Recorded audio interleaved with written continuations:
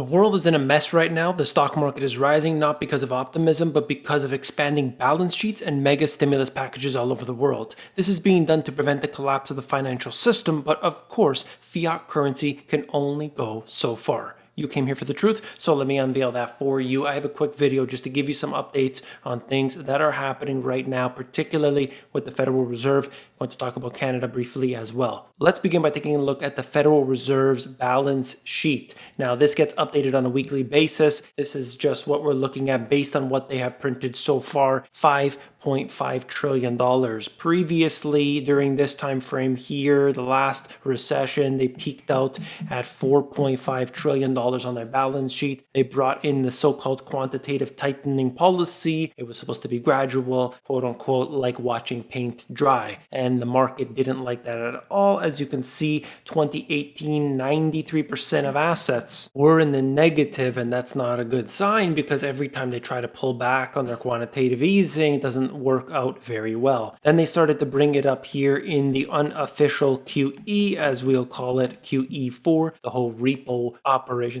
You know the story. Now they're doing QE5. They're expanding their balance sheet at a rate that we have never seen before. In fact, this has now accelerated. QE5 plus QE4 really has accelerated in a 2-week period. Think about this. 2-week period, they have increased their balance sheet at the same rate they did throughout QE1. That was a 2-year period. So they're printing as much money in 2 weeks that they did in 2 years. Where do you think the balance sheet is going to end up by the time they're done?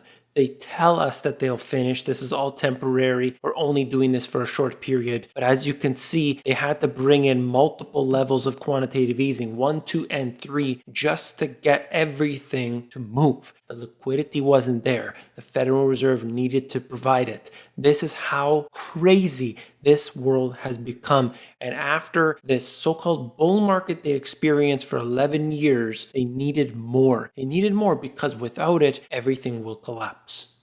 Fed Treasury mortgage-backed security purchases since the restart of QE. You see, over just a few days, they printed $625 billion.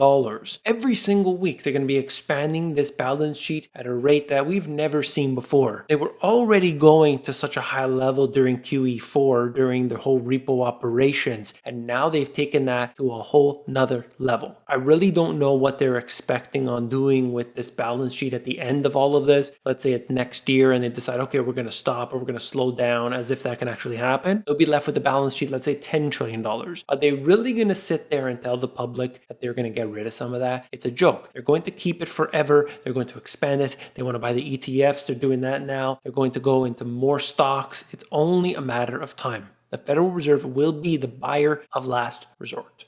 And of course, it's not just the Federal Reserve. All central banks around the world are doing the same thing. Now, the Bank of Canada announced a large-scale asset purchase program, also known as QE, and cut its benchmark interest rate to a record low to ease the financial strain. They brought interest rates down to 0.25%, as we have seen this number very similar to others around the world. They announced QE, which they never have before. Last time around, they just got a bailout from the Federal Reserve. This time, they're actually suggesting, which is pretty funny, they're calling it not QE, but if you want to call it QE, that's fine. That's what the governor of the Bank of Canada is saying. It's hilarious. At this point, it doesn't even matter. The economy in Canada right now is suffering big time, and there is one very important point. Canada is now 100% reliant on the most extreme asset valuation we have ever seen before. That is real estate. There's no possible way that it can be maintained at these high levels, particularly when new jobless claims are going in the millions. How are they going to keep up with that? Well, they say it's just going to be a few. Don't worry, it's going to be temporary, but it could certainly escalate. You could have a first wave, and then it could sort of level off for a while, and then we could have a second wave. Nobody really knows where it can go.